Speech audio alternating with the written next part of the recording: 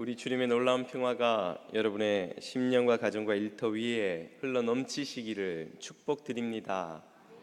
앞뒤 좌우에 있는 분들에게 보고 싶어 죽는 줄 알았습니다. 이렇게 한번 인사해 주시면 좋겠습니다.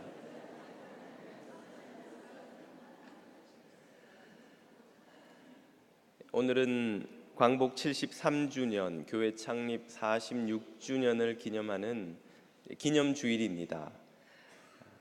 우리 조국에 광복을 주시고 또 우리 교회를 세워주신 주님을 찬양드립니다.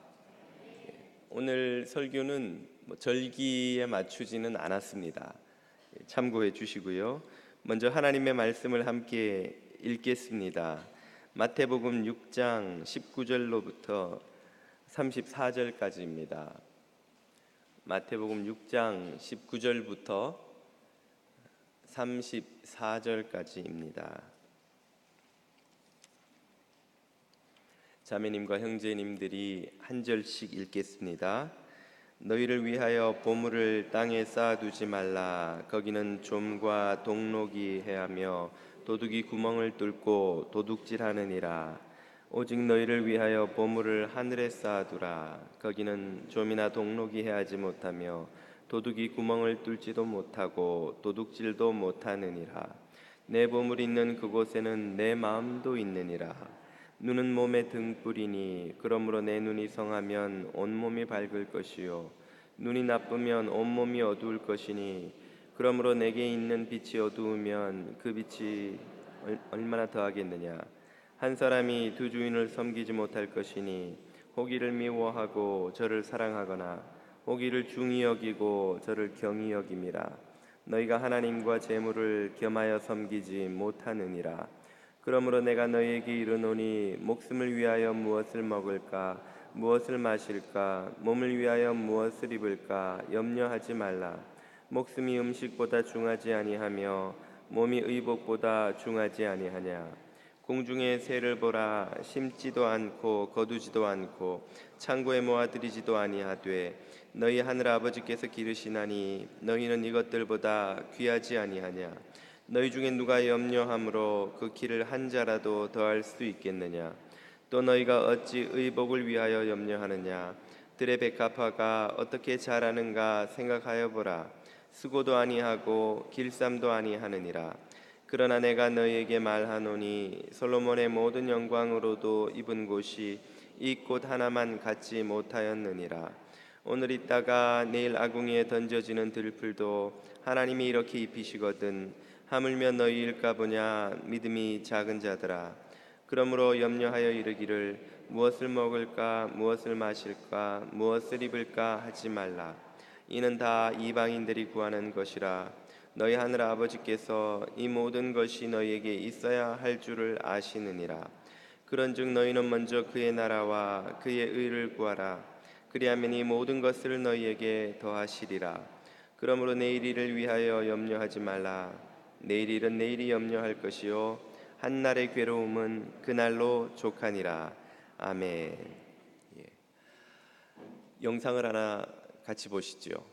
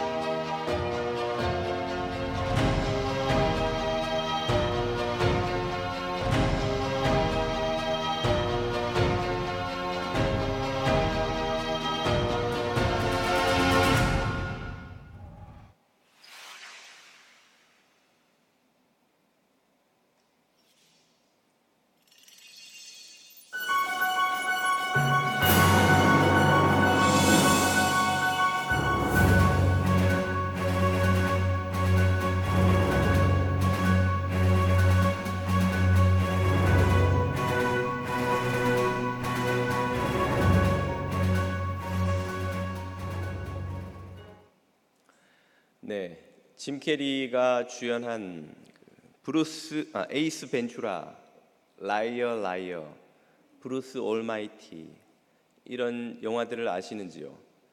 워낙 유명한 히트한 영화라서 많은 분들이 아시리라 생각되는데요. 거기에 에디 머피의 너티 프로세서, 로빈 윌리엄스의 패치 아담스, 그리고 에반 올마이티. 영화를 좋아하시는 분들이라면 아마 결코 모를 수 없는 유명한 휴먼 코미디 영화들이죠. 큰 히트를 기록한 것 외에 이 영화들의 공통점이 있을까요? 그것은 모두 한 사람의 감독이 만든 영화라는 점입니다. 그 감독은 헐리우드의 스타 감독 중 하나인 탐 세디악이지요. 그는 만드는 영화마다 빅히트를 거듭하면서 그의 몸값이 천정부지로 올라서 마침내 영화 한 편에 수백만 불씩을 받는 그런 성공한 감독이 되었습니다.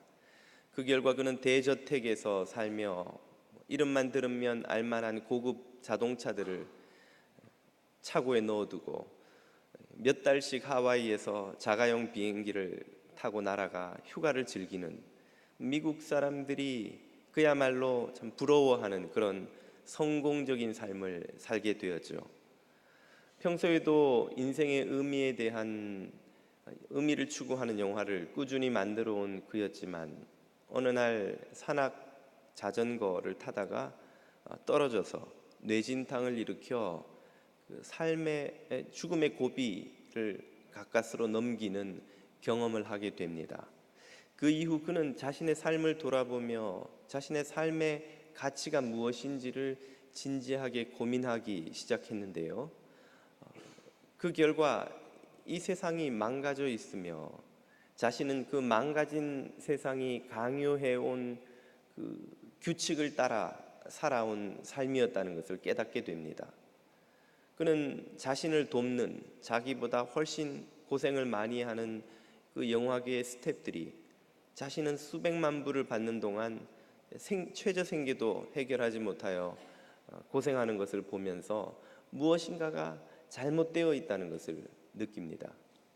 자신은 더 성공하고 더 많이 소유하고 더 남들보다 높아지지 않으면 안 된다는 그 압박감 속에서 살아왔고 그 결과 돈을 더 벌기 위해서 애를 쓰고 그 목표를 이루었지만은 그 삶에 참된 가치가 있는지를 회의한 끝에 자신을 짓누르던 그 돈에 대한 모든 압박감을 다 벗어버리기로 결심하지요. 그래서 그는 마침내 자신의 전 재산을 모두 처분하여서 구호단체에 나눠주고 자신의 대저택에서 이동식 주택으로 옮기고 고급 승용차를 모두 내어버리고 자전거를 타고 다니는 삶을 시작합니다. 더 이상 상업 영화를 만들지 않고 이 망가진 세상을 고쳐 나가는 영화를 만드는 비영리 영화사를 설립하여서 세상을 치유하는 영화를 만들기 시작하죠. 그 과정에서 그는 더 성공하지 않으면 안 된다는, 그리고 번 돈을 이렇게 쌓아두고 더 움켜쥐지 않으면 안 된다는 자신 안에 있는 압박과 두려움과 끊임없이 싸워나갑니다.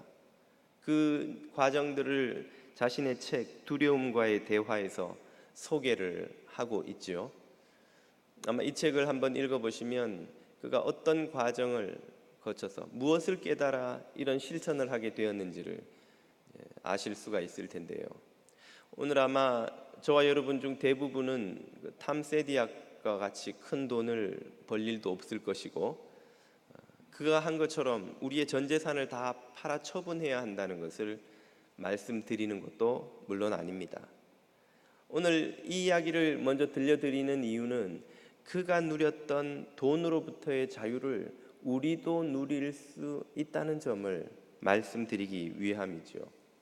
성경적 재정교실 홍보 영상을 앞에서 잠깐 보셨습니다만은 제가 한국에 있을 때부터 늘 성경적 재정교실을 교우들에게 권하면 농담 반 진담 반으로 돌아오는 첫 번째 반응이 이것입니다.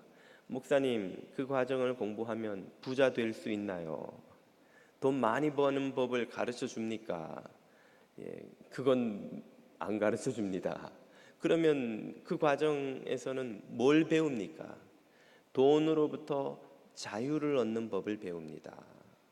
돈의 압박과 돈으로 인한 근심으로부터 해방되는 법을 배웁니다 라고 말씀을 드리죠. 실제로 오늘 이 땅에 수많은 사람들이 돈의 노예가 되어 살아가고 있는 것이 아닌지요. 우리는 돈을 벌기 위해 새벽부터 밤늦게까지 일합니다. 하루 종일 돈 때문에 울고 웃고, 돈 때문에 가족 친구와 원수가 되고, 돈 때문에 우리의 자유와 심지어 목숨까지 희생시키는 그런 선택을 하기도 하죠. 하루 종일 우리가 생각하는 것이 무엇입니까? 돈이에요. 돈. 어떻게 하면 돈을 더 벌 것인가? 왜 돈이 이렇게 부족한가? 돈 때문에 우리는 늘 마음 쓰고 살아갑니다. 이쯤 되면 돈이 우리의 주인이고 우리가 돈의 노예가 아니고 무엇입니까? 그래서 오늘 본문 24절이 하는 이 말이 조금도 과장으로 들리지 않는 것이지요. 한 사람이 두 주인을 섬기지 못할 것이니 혹 이를 미워하고 저를 사랑하거나 혹 이를 중히 여기고 저를 경히 여김이라. 너희가 하나님과 재물을 겸하여 섬기지 못하느니라. 이 본문을 보면 재물, 돈이 누구와 경쟁자입니까? 하나님과 나란히 경쟁하는 존재예요. 우리의 주인이 되기 위해서. 돈이 심지어 하나님과 나란히 우리 삶의 주인이 되고자 한다는 것이죠. 그만큼 돈은 우리 삶에 강력한 영향력을 끼칩니다. 우리는 왜 돈의 주인이 아니라 돈이 우리의 주인이 된, 돈의 노예가 된 상태로 살아가는 것일까요? 그것은 우리가 돈에 대해서 가지는 두 가지 잘못된 태도 때문이라고 할 수 있습니다. 그 첫 번째 태도는 돈을 이 땅에 쌓아두려는 것입니다. 오늘 본문 19절이 이렇게 말하죠. 너희를 위하여 보물을, 돈을 땅에 쌓아두지 말라. 우리는 모두 이 땅에 돈을 더 쌓는 삶이 성공한 삶이라고 가르치는 자본주의 사회에서 살아갑니다.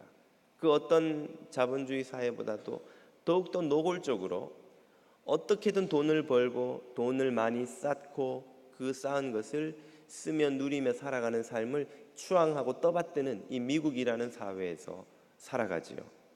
그렇게 돈을 벌어서 쌓고 살아가는 삶에는 그러나 대가가 따른다는 거예요. 무엇입니까? 거기에는 좀과 동록이 해하며 도둑이 구멍을 뚫고 도둑질하느니라.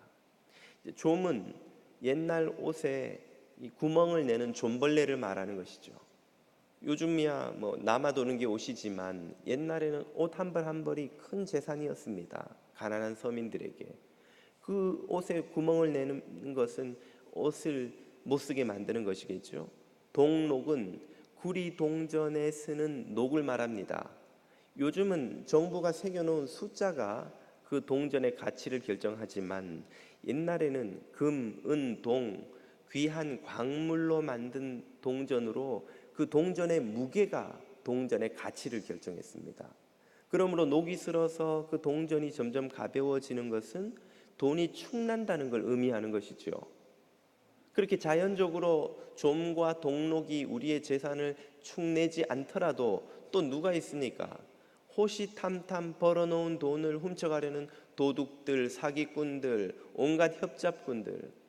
여기 투자하면 이익이 생깁니다. 저기가 좋습니다. 이렇게 해보세요. 저렇게 굴려보세요. 하는 재산을 노리는 사람들이 항상 그 돈을 노린다는 거예요.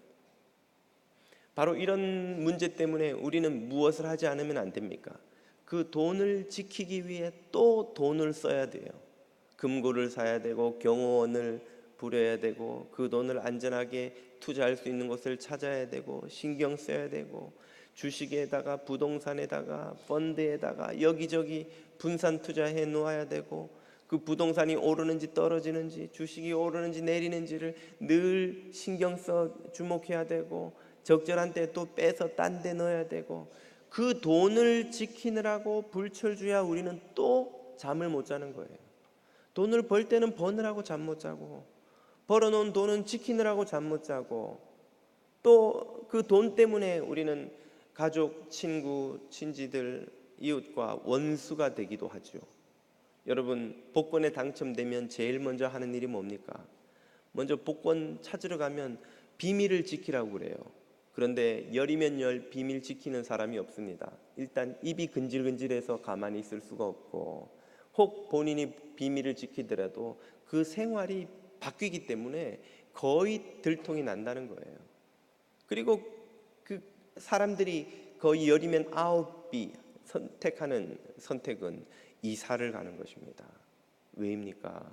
내가 복권에 당첨됐다는 걸 아는 순간 주변에 있는 모든 사람들이 돈을 빌리러 오고 도움을 청하러 오고, 혹은 그 돈을 노려서 나를 속여서 빼가려고 오고, 그런 사람들의 등살을 견딜 수 없기 때문에 멀리 이사를 가야 하는 거예요. 친한 가족, 친지, 이웃들과의 관계가 다 끊어집니다. 돈 때문에 돈을 번 것이 오히려 그 사람에게 재앙이 되는 것이죠. 돈을 이 땅에 쌓으려고 하기 때문에 우리는 하지 않아도 될 많은 고생을 합니다. 디모데전서 6장은 이렇게 말합니다. 돈을 사랑함이 일만하게 뿌리가 되나니 이것을 탐내는 자들은 미혹을 받아 믿음에서 떠나. 돈 때문에 믿음까지 지키기 어렵게 된다는 거죠. 돈이 없을 때는 기도하며 하나님 의지하며 매일매일 도움을 요청했는데 이젠 돈이 많이 생겼습니다. 기도할 일이 별로 없어요. 기도 안 해도 돈이 어지간한 일은 다 해결해 줍니다. 그리고 그 돈을 지키느라 쓰느라 주님을 섬길 시간이 없는 거예요. 주일에도 크루즈 타러 가야 돼, 멀리 가야 돼, 갈 데도 많아져, 선택할 것도 많아져. 그 돈 때문에 우리는 주님을 섬기는 일에 점점 소홀해지다가 마침내 믿음을 떠나기까지 할 수 있다는 것이죠. 그리고 그 돈 때문에 무엇이 찾아옵니까? 많은 근심으로써 자기가 자기를 찌르는 거예요. 그 돈을 지키느라고, 그 돈을 더 불리느라고, 그 돈을 더욱더 사랑하느라고 마침내는 근심으로 자기를 찌르는, 하지 않아도 될 수많은 겪지 않아도 될 근심과 고통을 겪게 되는 것이죠. 이런 모든 문제를 해결하는 방법을 성경은 이렇게 가르쳐 주십니다. 20절이죠. 오직 너희를 위하여 보물을 하늘에 쌓아두라.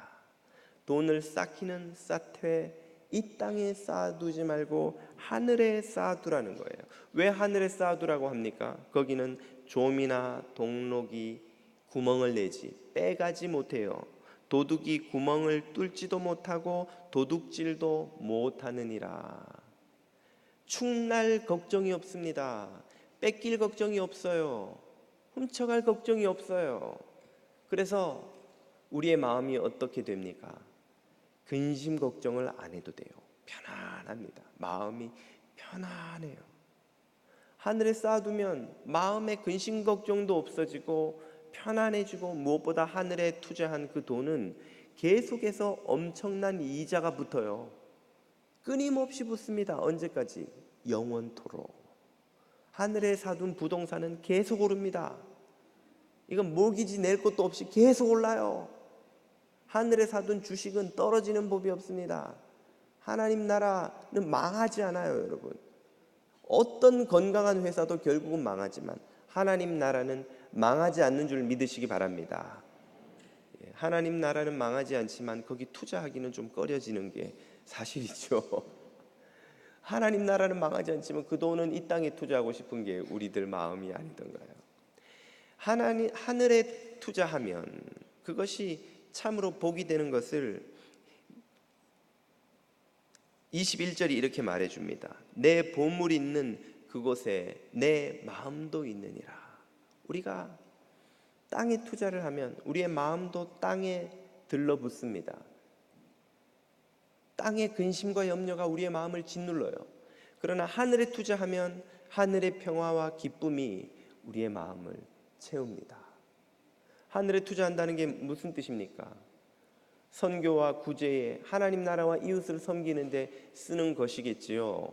그러면 목사님, 우리 가족들은 어떻게 하나요? 번 돈으로 가족들도 돌보지 못하는 것입니까? 그런 염려할 필요가 없는 것이죠.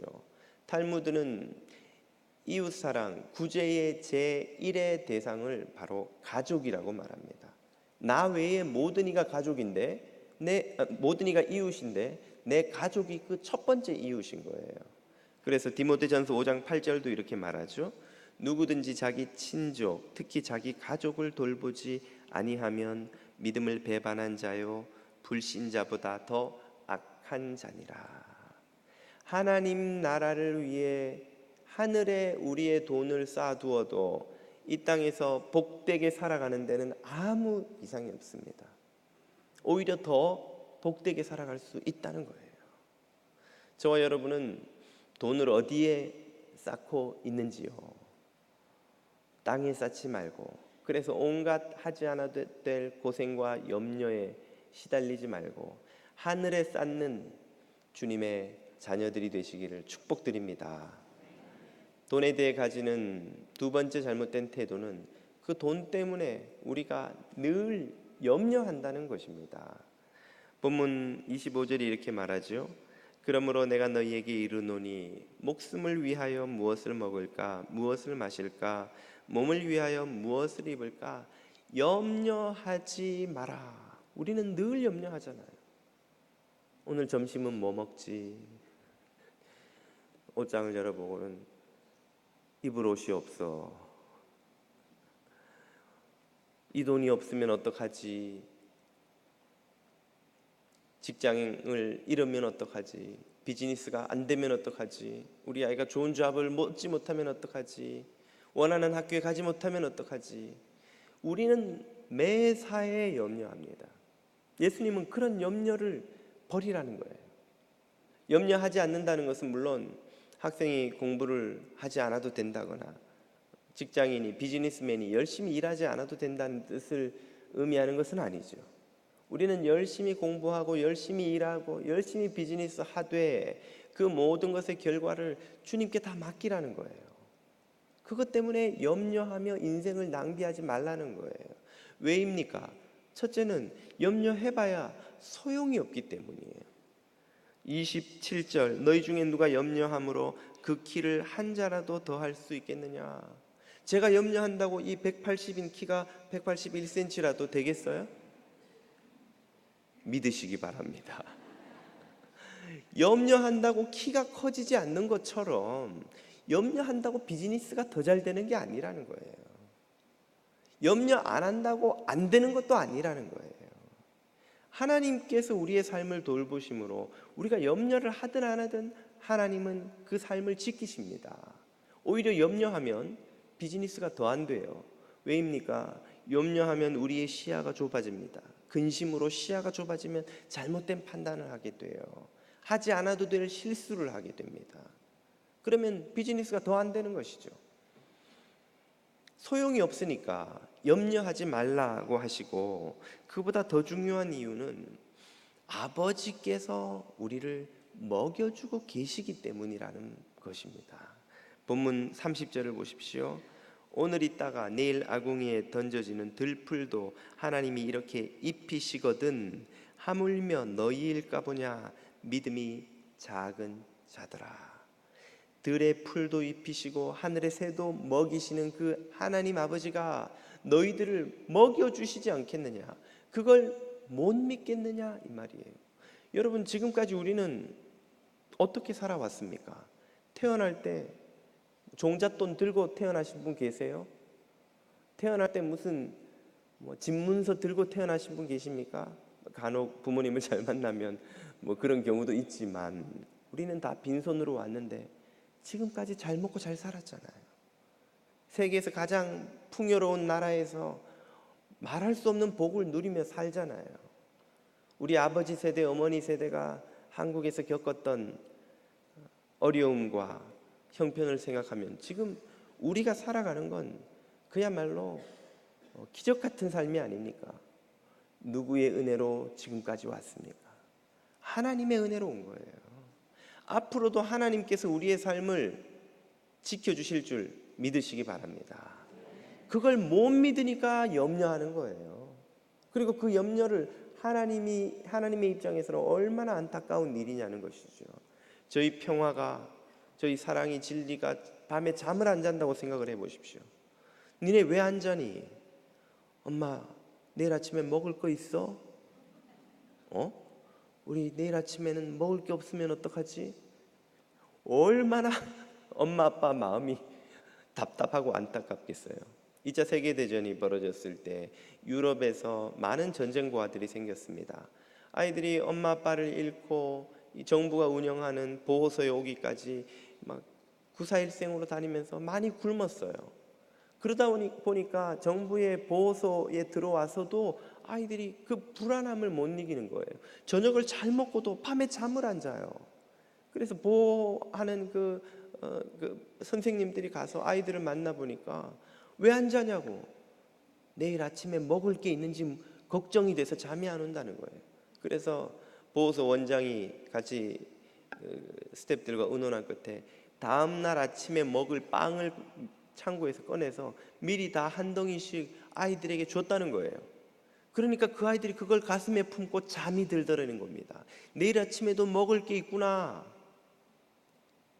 그 빵은 원래 창고에 쌓여 있던 거예요. 정부에서 그 아이들을 위해서 많은 양식들을 준비해서 창고에 쌓아놓고 아이들을 돌보고 있어요. 그런데도 그 아이들이 손에 그게 쥐어지지 않는 이상 두려움과 근심을 떨쳐버릴 수가 없는 것입니다. 여러분, 저와 여러분의 필요가 하늘 창고에 쌓여 있는 줄 믿으시기 바랍니다. 그게 지금 내 어카운트에 없다고, 내 주머니에 없다고 과연 내가 내일도 배부르게 먹고 살 수 있을 것인가 두려워하고 염려하고 한다면 우리를 먹이시는 아버지를 실망시키고 안타깝게 할 뿐 아니라 모욕하는 것이죠. 걱정하지 마, 아빠가 내일 먹을 거 다 준비해놨어. 진리가 정말 아빠한테 그런 능력이 있어? 열받는 것이지요. 아무렴 아빠가 도둑질을 해서라도 너희 먹을 거 하나를 못 챙겨주겠냐? 목사가 도둑질은 못하겠지만 그런 말을 들으면 엄마 아빠가 얼마나 실망스럽고 안타깝겠어요. 하늘 아버지께서 우리를 먹이신다는 사실을 우리가 믿을 수 있다면 염려하지 말라는 거예요. 그걸 정말 믿는다면 염려하지 말라는 거예요. 그래서 32절이 말씀하십니다. 이는 다 하나님을 아버지로 믿지 않는 이방인들이 구하는 것이라. 너희 하늘 아버지께서 이 모든 것이 너희에게 있어야 할 줄을 이미 알고 계신다는 말이에요. 예. 여러분, 성경에 돈에 관한 이야기가 몇 구절이나 나온다고요? 2359절이 넘게 나옵니다. 그 말은 우리에게 돈이 필요하다는 걸 하나님이 아신단 말이에요. 아신다. 우리보다 더 잘 아세요. 얼마가 필요할지 더 잘 아세요. 그 하나님께서 우리를 먹이신다는 것을 믿으시고 여러분 모든 염려를 내려놓으시기를 축복드립니다. 목사님, 저도 돈에 대한 집착을 버리고 근심을 버리고 싶습니다. 그런데 뜻대로 안 됩니다. 비즈니스가 안 되는데 비즈니스가 자꾸 마이너스가 나는데 어떻게 걱정을 안 하고 어떻게 집착을 안 합니까? 그 답이 여기에 있습니다. 33절을 보십시오. 그런즉 너희는 먼저 그의 나라와 그의 의를 구하라. 그리하면 이 모든 것을 너희에게 더하시리라. 이 구절을 쉽게 해석해 보자면 이런 말이에요. 너희는 먼저 그 하나님을 묵상하라. 그 하나님에게 주목하라. 그 하나님의 계획을 바라보라. 그 뜻입니다. 제가 다시 말씀드리지만 어둠을 물리치는 길은 몽둥이 들고 어둠과 싸우는 것이 아니에요. 어둠은 실제가 아닙니다. 어둠이라는 실제는 존재하지 않아요. 어둠은 빛의 부재입니다. 어둠을 몰아내는 유일한 길은 불을 밝히는 거예요. 불을 켜면 그 순간 어둠은 물러가죠. 빛은 실제입니다. 그렇기 때문에 창세기에 보면 빛이 있으라고 하죠. 그러나 어둠을 창조하지는 않으세요. 어둠은 창조할 필요가 없는 것이 실제가 아니기 때문이에요. 실제인 빛이 꺼지면 그곳에 어둠이 생기는 거예요. 그러므로 어둠을 몰아내는 길은 간단해요. 빛을 비추면 되는 것입니다. 우리 안에 돈에 대한 집착과 근심을 몰아내는 길은 돈을 어떻게 해볼까 하는 방법으로는 안 돼요. 돈이 부족해서 근심하다가 어떻게든 돈 좀 넉넉하게 있으면 좋겠다. 그 소원대로 되면 이번엔 돈에 집착하게 됩니다. 그 집착을 버리려고 아무리 애를 써도 돈을 벌면 벌수록 집착은 더 커지지 줄어들지 않습니다, 여러분.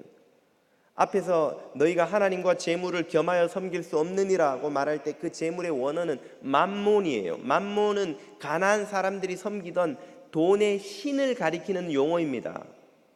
돈은 중립적인 존재가 아니에요. 돈은 생기면 생길수록 더 우리의 마음을 끌어가서 자신의 종으로 삼습니다.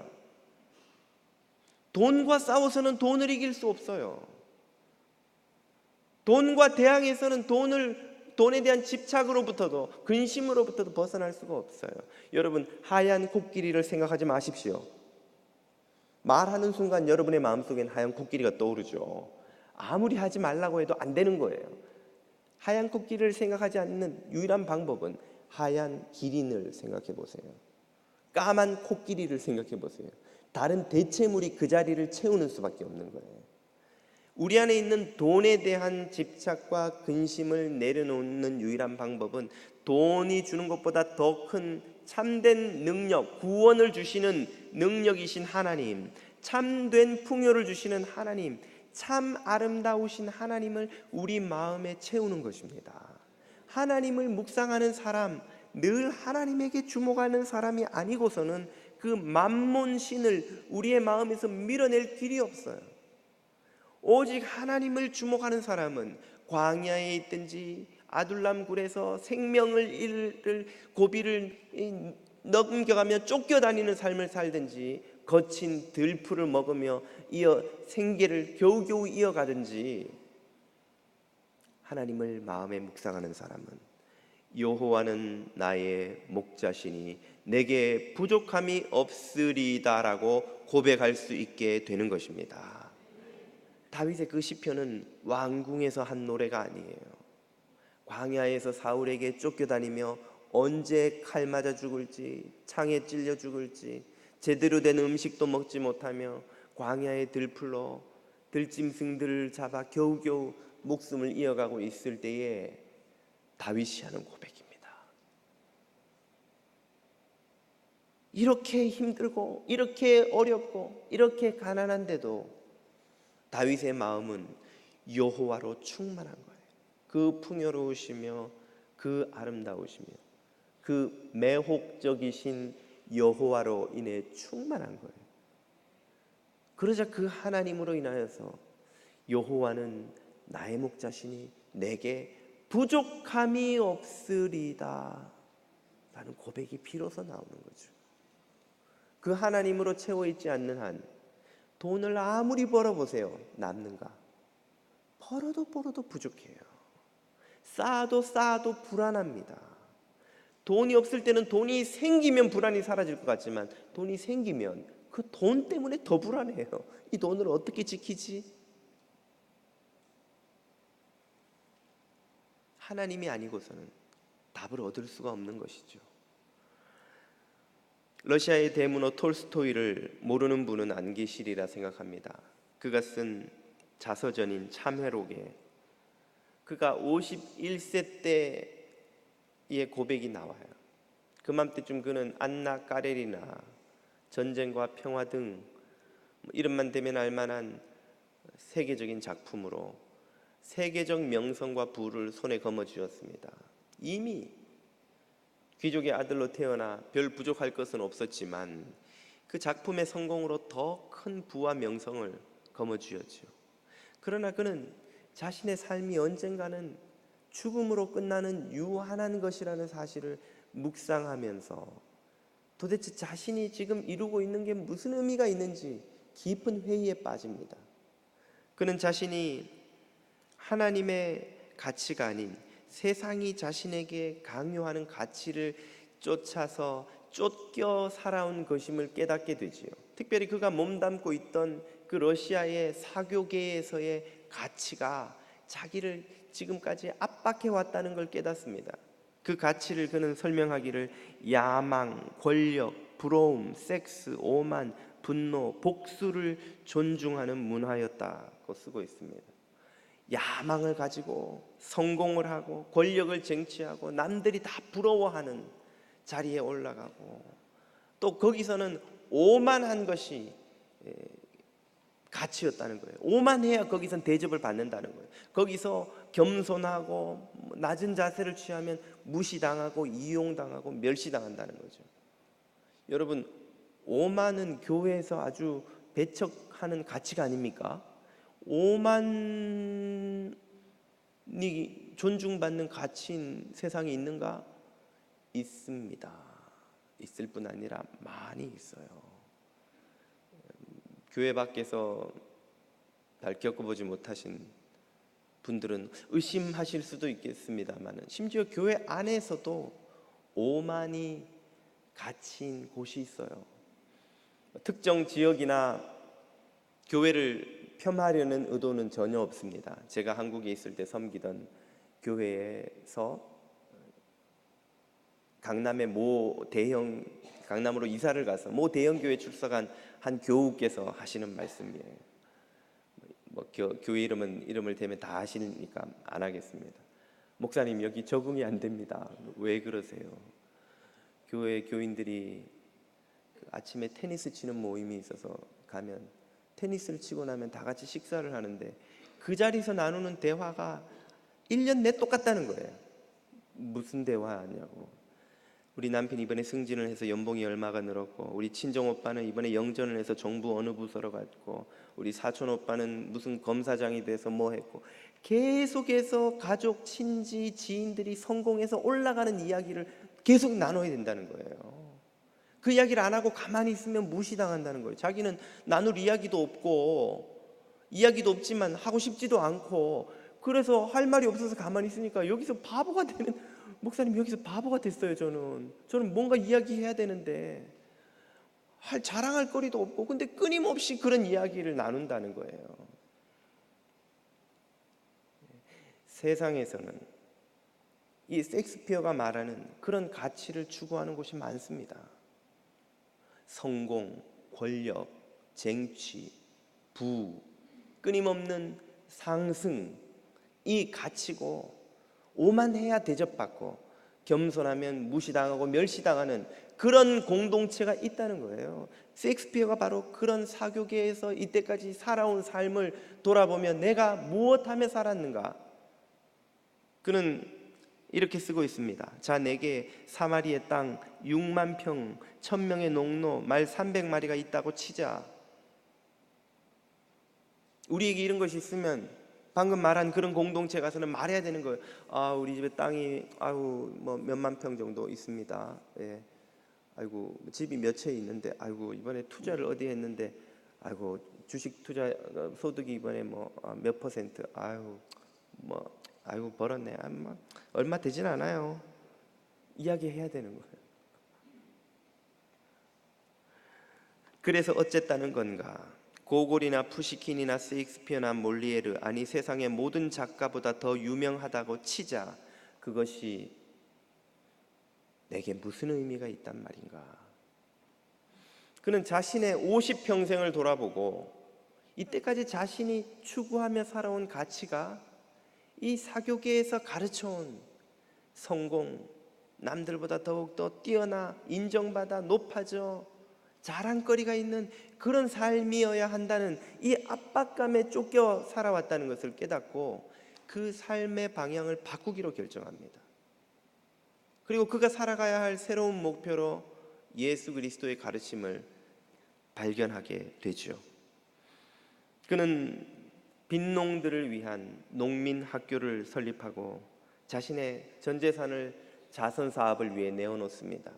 그리고 남은 생애를 하나님 나라를 위해 살기로, 더 이상 높아지고 성공하고 오만하고 자신의 가진 것을 이 땅에 쌓기 위해 살아가는 사람들 틈에서 나도 여러분들 못지않게 성공했노라고 자랑하기 위해 살아가지 않기로 결정하죠. 다시 말해 돈으로부터 자유하기로 결단합니다. 톨스토이와 톰 세디악이 발견한 이 자유를 저와 여러분은 누리고 있는지요? 목사님, 그 자유를 누리기 위해 더 구체적인 방안은 없습니까? 있습니다. 성경적 재정교실에 등록하세요. 더 구체적인 방법들을 배울 수 있습니다. 이 짧은 설교 시간에 다 나누지 못한 귀한 메시지들이 있습니다. 저와 여러분은 우리의 삶을 돌보시는 하늘의 하나님을 아버지로 둔 자녀들입니다. 돈을 주인으로 섬기지 않고 하나님을 주인으로 섬기며 이 자유를 누리는 성도들이 다 되시기를 축복드립니다. 기도드리겠습니다.